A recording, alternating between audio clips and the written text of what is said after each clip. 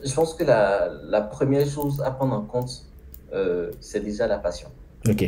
Parce que c'est le thème qui viendra à chaque fois. Et moi, Ouais. je le redis aussi. Il faut être passionné. Ouais. Déjà, c'est le premier point. Parce que sans passion, on ne peut pas aller très loin. Oui, derrière, peut-être, voilà, si je fais du freelancing ou je lance une entreprise ou je fais du développement, je travaille pour les clients, etc., je vais avoir de l'argent. Mais pour pouvoir faire ce travail, il faut que je sois passionné déjà à la base pour pouvoir avancer. Salut tout le monde et bienvenue sur Jolab. Alors bienvenue sur cette nouvelle vidéo, qui est une nouvelle vidéo de parcours de développeur où cette fois-ci nous allons en France pour rencontrer Dario Donou. Alors déjà, bref parenthèse, si c'est pour la première fois que tu accèdes à la vidéo, je t'invite directement à t'abonner, ok, à activer la cloche de notification pour être au courant dès que je poste une nouvelle vidéo. À nous rejoindre sur Discord, comme j'ai l'habitude de le dire, Discord c'est une communauté de jeunes entrepreneurs, c'est une communauté de développeurs au fait, où tu peux au fait partager ton expérience, faire des découvertes dans ton domaine et aussi si tu as des projets à réaliser, des compétences au fait à acquérir, je t'invite directement à nous rejoindre. Nous sommes déjà plus de 500 personnes dessus. Ça serait quand même un plaisir, ok, de t'avoir directement dans la communauté. Alors c'est parti. Alors déjà, comme je l'ai dit, aujourd'hui, nous allons en France pour rencontrer Dario Donou. Dario Donou, c'est qui? Dario Donou, c'est un programmeur à la base, après devenu un DevOps et maintenant qui a migré dans le domaine du Product Owner. Ok, Dario Donou, actuellement, c'est un Product Owner qui, tout au long de cette vidéo, nous fait un retour de son partage, d'expérience dans le domaine de l'informatique de manière générale, dans le domaine du freelancing, et il nous donne au fait des conseils qui, selon lui, sont quand même importants pour pouvoir progresser dans ce domaine. Parce que migrer d'un côté informatique, dans la programmation, ensuite faire du DevOps, et après maintenant, se mettre maintenant en Product Owner, il faut quand même avoir une qualité que je trouve quand même importante. Donc tout au long de cette vidéo, Dario nous partage cela. Je vous invite déjà à laisser en commentaire ce que vous avez retenu à la fin de la vidéo comme d'habitude, à liker la vidéo si cela vous a plu et on se dit à la prochaine vidéo. Peace. Donc, bonjour Dario, merci au fait de nous accorder au fait ton temps sur la chaîne, ok, pour partager ton expérience et faire bénéficier à la communauté. Donc, je vais commencer déjà par une première question. C'est qui Dario Donou? Okay. Merci Moufid déjà de m'avoir invité sur ta chaîne Jelab. Je la connais depuis un bon moment. J'ai vu pas mal d'amis passer sur ta chaîne. Et je te remercie déjà de me donner aussi cette opportunité de me présenter, de présenter mon parcours. Et ça a peut-être aidé d'autres personnes à la longue. Oui. Donc, c'est qui Dario Donou? Moi, je m'appelle Dario et je suis consultant product owner. Et j'ai un parcours assez complexe. Je pense qu'on en parlera à la longue. Mais voilà, je suis Dario, je fais de l'informatique et je suis consultant product owner. Ok, d'accord. Donc, Dario, bon, ça fait combien de temps que tu es dans le domaine de l'informatique de manière générale maintenant? De manière générale, je dirais, si je laisse le cursus de la licence et qui a duré 3 ans, je dirais ça fait banalement 4 à 5 ans que je suis dans le domaine de l'informatique. Ok, parfait, parfait. Et qu'est-ce qui t'a amené, par quoi ça a commencé? Qu'est-ce qui t'a amené à aller dans ce domaine de l'informatique et principalement déjà la programmation? Qu'est-ce qui t'a amené là-bas? Ce qui m'a amené, c'est que quand j'étais plus jeune, mon papa a acheté un ordinateur à la maison. Je devais être encore en classe de CE2 ou de CE1. Et j'ai vraiment accroché par ce qui était ordinateur, l'écran, l'unité centrale. Et j'ai commencé à y toucher, à m'amuser avec pas mal de jeux. Et à la longue, en fait, l'envie est venue comme ça de voir en fait comment tout cela fonctionnait. Oui. Donc, quand j'étais même déjà en classe de CM1, CM2, je créais déjà des sites internet. Hein. C'est pas vraiment de la programmation, mais j'utilisais des outils qui sont, je vais dire, du drag and drop en fait. C'est donc e-mon-site.com. Oui. Et j'ai commencé petit à petit à développer ces trucs-là, à aller sur des forums en fait, à savoir en fait comment on fait des sites internet, comment on fait des jeux, etc. Ok. Et voilà, juste après en fait mon baccalauréat. Oui. J'ai demandé en fait à faire l'informatique, mais à la base, les parents ne voulaient pas que je fasse l'informatique. Ils avaient vraiment pour moi un cursus d'agronome ou même de médecin. Oui. Et moi, j'ai postulé en fait dans ces différentes filières-là, donc dans l'agronomie à l'époque, à la FSA. Oui. Oui, à la FSA à l'époque. J'ai aussi postulé en médecine en fait, je pense que ça doit être FSS. et à IFRI, parce que c'était vraiment je suis parmi les premiers de la promotion de l'IFRI, Ok. et qui ont vraiment commencé avec l'université là.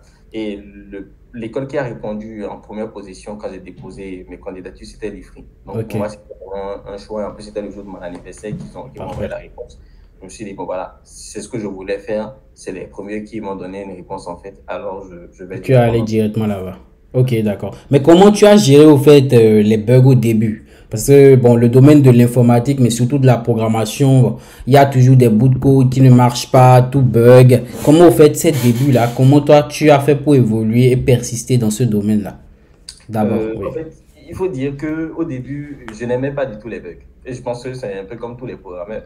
Mais j'étais sur un forum où j'ai lu, je ne me rappelle plus de la personne qui l'a écrit, mais il a dit, si ton code ne fonctionne pas, c'est qu'il y a un problème. Ok. Donc, je ne peux pas dire en fait que ça fonctionne en local et peut-être que ça fonctionne en ligne. Mais si ça fonctionne en ligne, c'est qu'il y a un problème. Ouais. C'est que tu as vraiment écrit que sur la machine ne ment pas. Ouais. L'informatique, c'est du 0 ou du 1. Et donc, les bugs, en fait, j'étais même très content d'avoir parfois des bugs parce que je me dis, voilà, ça va être quelque chose que je vais découvrir, comment fixer ce bug-là. Et j'avais un petit bout de cahier dans le temps où, quand j'avais de petits bugs, parce que j'ai commencé par du langage PHP, je pense comme tous les développeurs, j'ai fait du HTML, du CSS quand j'étais en deuxième année d'université. J'ai Ouais. fait du PHP aussi. Et donc, je notais en fait les bugs que j'avais quand j'installais, par exemple, moi, en pays, il fallait installer des DLL ou quand j'installais, j'avais des problèmes en local et il fallait peut-être reconfigurer ma base de données. Donc, Ouais. j'avais mon cahier où je notais ces bugs-là. Et à chaque fois, peut-être quand je venais en cours, ils avaient des amis qui faisaient la même chose que moi et Ouais. qui avaient ces mêmes bugs-là. Je disais, ah oui, ça, je suis tombé là-dessus et je les accompagnais justement à régler les Ok, problèmes. ok, parfait. Mais tu as dit un truc très important, une phrase que, bon, je pense que la communauté va au fait enregistrer la phrase, c'est que tu as dit, ton professeur t'a dit, s'il y a au fait un bug, c'est que forcément il y a un problème. Donc si ça bug, c'est qu'il y a un problème. Donc il faudrait vraiment que les personnes, lorsqu'on rencontre un bug, au lieu de se frustrer par rapport au bug, je retiens ce que tu dis, c'est vraiment comprendre cela et apprendre de cela. C'est bien ça, hein? Voilà, c'est ça. C'est que Parfait. si l'ordinateur, la machine ne ment pas. Donc, si tu as un bug à un niveau dans ton code source, c'est-à-dire que tu as vraiment un problème et au lieu de te frustrer, c'est d'aller chercher d'où vient ce problème-là et de le corriger. Oui, oui, parfait, parfait. Ok, d'accord. Donc, Dario, maintenant, bon, ça fait 5 ans dans le domaine de la programmation, disons. Est-ce que Dario a un peu pensé au domaine du freelancing? Est-ce que tu as un peu goûté à ce domaine-là et tu as, au fait, des anecdotes à raconter par rapport à ce domaine? Qu'est-ce que tu en penses? Est-ce que des jeunes développeurs devront s'y lancer ou déjà apprendre d'abord? Qu'est-ce que toi, tu en penses du freelancing de manière générale dans le domaine de l'informatique? Ok. J'ai fait du freelancing. Je vais dire aussi, en fait, en termes généraux, j'ai fait de l'entrepreneuriat dans le domaine de l'informatique. Quand j'ai fini ma licence, en fait, au Bénin, avec des collaborateurs, en fait, et amis aujourd'hui, on a lancé, en fait, une entreprise qui s'appelle Kiver Labs. Et on a commencé, on a développé pas mal d'applications, on a travaillé même sur des projets du gouvernement béninois. Oui, Et c'était une période assez mouvementée, je dirais, même dans ma vie, parce que ça m'a permis d'apprendre beaucoup de choses. Et je peux me rappeler toujours de cette phrase-là que me disait en fait un ami entrepreneur. Il disait, celui qui n'a pas travaillé sous quelqu'un ne peut pas entreprendre. ok. Et je ne vais pas l'oublier parce qu'effectivement, j'étais vraiment en sortie d'école, je dirais, vraiment sans expérience dans le monde professionnel. Mais j'ai décidé d'entreprendre. Et je me suis dit, je vais briser en fait les codes. Même sans pour autant travailler sous quelqu'un, on peut avoir cette capacité d'entreprendre, de faire quelque chose d'intéressant. Oui. Et on l'a fait et on l'a même très bien fait parce qu'on a commencé très bas et on avait eu plein de contrats aussi. Beaucoup de personnes nous connaissaient dans le temps. L'entreprise vit aujourd'hui, mais voilà, ça a changé de nom. Je ne suis plus au sein de cette entreprise, mais je suis très content quand même d'avoir travaillé dans quelque chose, d'avoir lancé une entreprise qui aujourd'hui existe toujours, même si ça a changé de nom et qui offre encore des services. Oui, ok, parfait, parfait. Mais Dario, tu as commencé par du développement, après tu as fait un peu du DevOps et maintenant tu es carrément product owner. Qu'est-ce qui a t'a amené à switcher tellement de branches, c'est-à-dire pas quitter du développement déjà à la partie du développement, DevOps, Jenkins et tout ça, et après switcher, qu'est-ce qui t'a amené à aller dans ce domaine de product owner là? Ce qui m'a amené, j'ai fait un post récemment sur LinkedIn et j'en ai parlé aussi. C'est parce qu'on me pose souvent cette question. Je veux savoir en fait pourquoi je développais des choses. C'était très important pour moi. Au début, j'ai fait du développement. J'aimais beaucoup. J'ai fait pas mal de langages. J'ai fait du mobile, j'ai fait du web. Et par rapport à un contrat en fait que j'ai eu avec quand j'étais en troisième année, parce que j'ai repris la troisième année ici en France, j'ai eu un contrat avec une entreprise où je devais maintenant travailler sur tout ce qui était DevOps en fait, et je devais faire des pipelines, je devais configurer en fait des machines virtuelles pour des développeurs, je devais mettre en place des déploiements continus, toute cette architecture-là. Donc ça m'a permis aussi d'apprendre en fait sur cette partie. Mais à chaque fois, je me posais des questions, mais si je fais tout ça, je développe, je mets en place des fonctionnalités, à un moment donné, ça vient de quelqu'un en fait. Pourquoi on doit faire ça? Et comment derrière on gérait en fait les bugs, comment on gérait tout ce qui était roadmap, comment la personne qui travaille avec nous s'assurait que le produit aille en production, comment on devait en fait estimer que tel bug est mineur par rapport à un autre bug, comment j'ai en fait, je vais utiliser le terme business value, comment on amenait en fait à régler le problème en fait du time to market. Ok. C'était même j'ai même pris en fait ce thème pour mon mémoire de master. Ok. Et c'est ce qui a fait le déclic. Je me suis dit, bon, voilà, la première chose à faire, en fait, c'est d'aller savoir, en fait, comment ça se passe. Ouais. Et donc, le premier métier que j'ai trouvé, en fait, favorable, en fait, directement pour pouvoir commencer à apprendre ces choses-là, c'était justement le métier de product owner. Ok. Et il faut comprendre que dans ce métier de product owner, il n'y a pas de parcours en fait classique pour dire voilà, il faut faire du développement, ensuite devenir product owner, ou peut-être il faut être QA testeur et ensuite devenir product owner. Non, Ok. c'est chaque product owner en fait a vraiment un parcours totalement différent. J'ai Ok. travaillé avec des product owners qui n'ont jamais touché du code, mais qui excellent très bien en fait dans leur domaine. Moi, j'ai la chance en fait d'avoir à faire du code. Donc, quand je discute avec les développeurs ou quand je discute avec, même pas, j'ai fait aussi du QA. Donc, quand je discute avec mon testeur, je comprends parfaitement son métier. Je sais les risques. Je connais en fait les tenants, les aboutissants de ces différents métiers-là. Ouais. Je connais aussi les difficultés qu'on peut rencontrer quand on est sur les bugs et voilà, quand on fait une estimation, elle n'est peut-être pas totalement vraie parce que voilà, on peut se rencontrer, on peut avoir un bug et au final, ça va prendre du temps. Et c'est donc, en gros, en fait, pour résumer, j'ai quitté le monde du développement pour la partie fonctionnelle parce que je voulais découvrir cette partie-là. Je voulais pouvoir gérer des projets de A à Z, même si aujourd'hui, en fait, mon poste ne me permet pas de le faire. Mais à Ouais. la longue, l'objectif, c'est vraiment faire de la gestion de projet De A à Z. de A à Z. Ok, parfait, parfait. Donc, en quoi consiste pour tous ceux qui vont en fait voir en fait l'expression, peut-être la première fois ils entendent, c'est quoi en fait un product owner dans notre jargon de l'informatique, de la programmation? À quoi c'est un product owner en fait? Ok.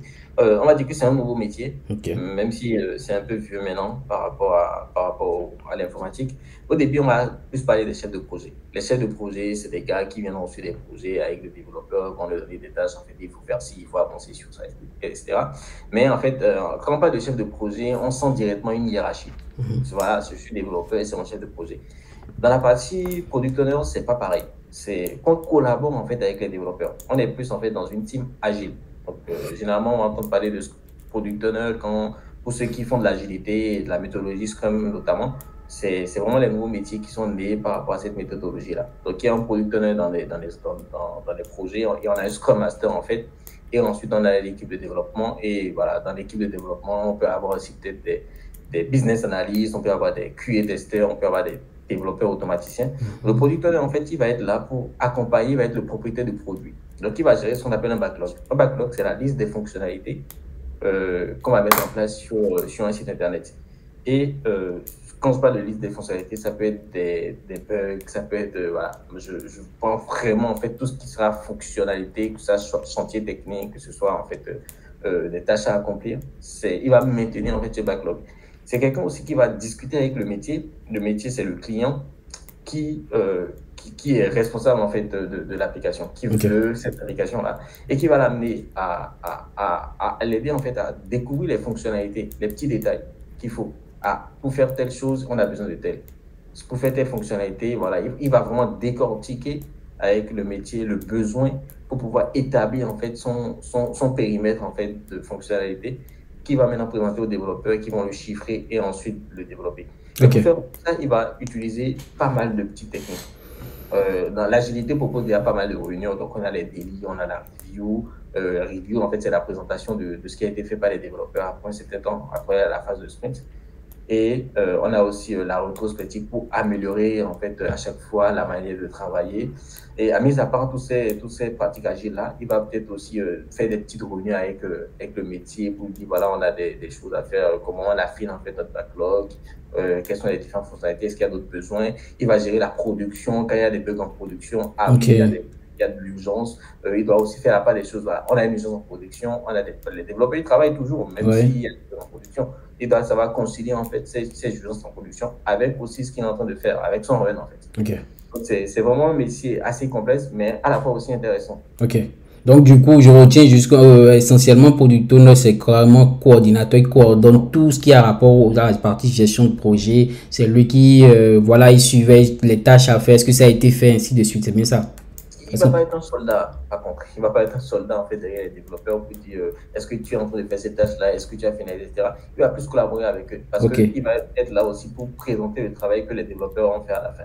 Les développeurs aussi, ils ont fait un très beau travail. Et à la fin, le producteur n'est pas capable de maximiser la valeur en fait, du travail auprès du métier, parce qu'il n'a pas bien fait son travail. Donc, le but aussi, c'est une manière aussi de protéger aussi les développeurs. Mis à part ça, il a aussi la responsabilité de présenter, de valoriser le travail qu'a fait ces développeurs auprès du Oui, parfait, parfait. En fait, j'ai regardé un peu tes réseaux, un peu ton passé aussi. J'ai remarqué que, bon, voilà, que tu as monté Kyber Lab et vous avez gagné plusieurs trophées par rapport à des applications que vous avez sorties dans le domaine de l'entrepreneuriat.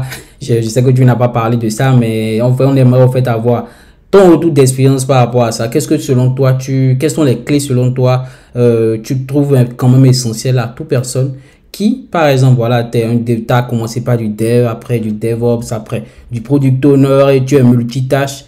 Comment fait-on pour en fait, avoir en fait, cette capacité à rapidement apprendre, faire la fonctionnalité et passer à autre chose?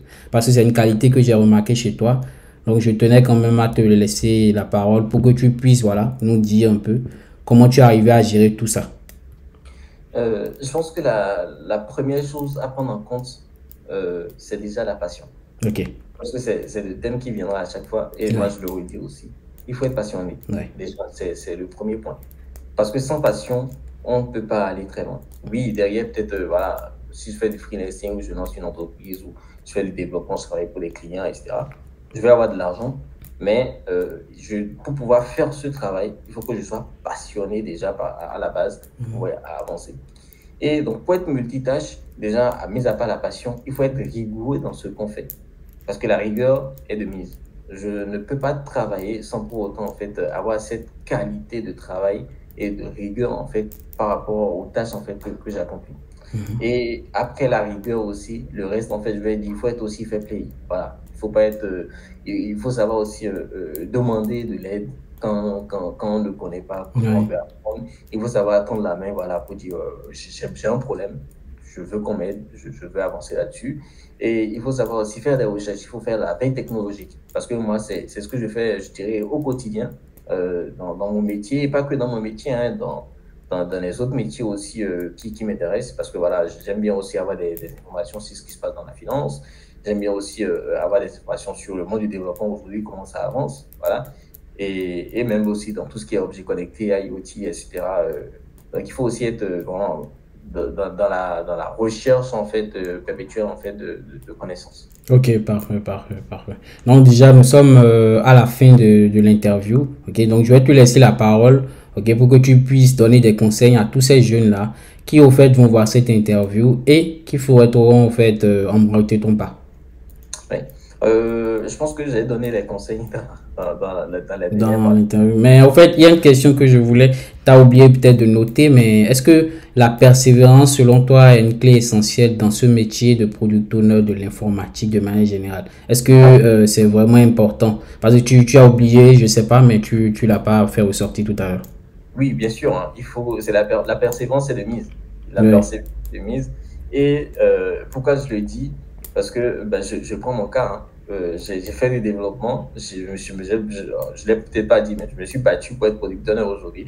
Parce que quand on voit un profil comme le mien, les recruteurs ou même les entreprises, ils n'ont pas envie d'avoir en fait quelqu'un qui est assez doué en informatique et qui maîtrise le développement, voilà, qui peut vraiment les accompagner sur des applications. Ils n'ont pas envie de le prendre directement sur un poste de product owner. il faut montrer que, voilà, aujourd'hui, j'ai envie d'être product owner, je maîtrise, j'ai fait des efforts pour. Donc, voilà, donnez-moi ma chance et vous verrez aussi par la suite. Ok. Et il faut vraiment de la persévérance. Ok. Et pour revenir, en fait, à ta dernière question, si je dois donner un conseil, en fait, aux jeunes, il y a pas mal que j'encadre, en fait, dans leur mémoire, en fait, et je remercie déjà, en fait, pour l'opportunité que mon ancienne école me donne, en fait, d'encadrer pas mal de jeunes, en fait, pour la réussite de leur mémoire. La première chose, en fait, c'est de savoir ce qu'on veut. Ok. C'est savoir ce qu'on veut dans la vie et aussi de manière professionnelle et de se battre pour le faire. Et il ne sert à rien, en fait, de brûler les étapes parce que je pense qu'il y a beaucoup de jeunes aujourd'hui qui veulent vite brûler les étapes. Non, il ne sert à rien. Et quand vous passez par une phase, même si, voilà, c'est pas ce que vous avez envie de faire, il faut se dire, en fait, que si au final je passe par cette phase, c'est que je vais apprendre de la connaissance. Je peux prendre le cas en fait d'un jeune que j'ai encadré dans ce mémoire, je pense qu'il y a 2 ans, et qui à la base en fait voulait faire de l'IA, il voulait faire de l'intelligence artificielle et autres. Mais je lui ai proposé en fait un mémoire sur du testing, parce que moi je lui disais, aujourd'hui par rapport à ton expérience et par rapport à ce que je vois et ce que tu sais faire, je te propose de partir sur du testing et tu me diras. Tu verras, je vais t'accompagner dans les technologies, de faire les bons choix et tu finiras ton mémoire. Et bah, si tu vois ça ne t'intéresse toujours pas, tu peux peut-être aller maintenant sur de l'IA. Et remarquez-vous que ce jeune aujourd'hui est QA-testeur et qui travaille pour une bonne boîte en fait de la place et il en fait aujourd'hui son gagne-pain et il écrit même des articles en fait pour de grands groupes et je vois souvent, je lui dis bah, félicitations par rapport à ce que tu fais. Il a dit bah aujourd'hui, il est très content en fait de partir sur du testing parce qu'il a vu que c'est vraiment un domaine assez intéressant et il aime en fait le faire. Donc je veux dire en fait, il faut saisir les opportunités comme on le dit souvent et il faut aussi savoir ce qu'on veut faire, même si au final voilà, ça peut ne pas être le cas de ce jeune-là qui aujourd'hui est parti sur du pied, mais un autre aurait pu peut-être faire du pied et après aussi d'essayer de repartir dans l'IA et avoir une très belle expérience aussi et faire en fait son chemin. Ok, parfait, parfait. Donc, je retiens essentiellement savoir ce qu'on veut dans la vie, ce qu'on veut atteindre comme objectif dans son domaine et persévérer. Persévérer. Donc, merci déjà pour l'interview. Ça a été un plaisir. Merci à toi. Peace.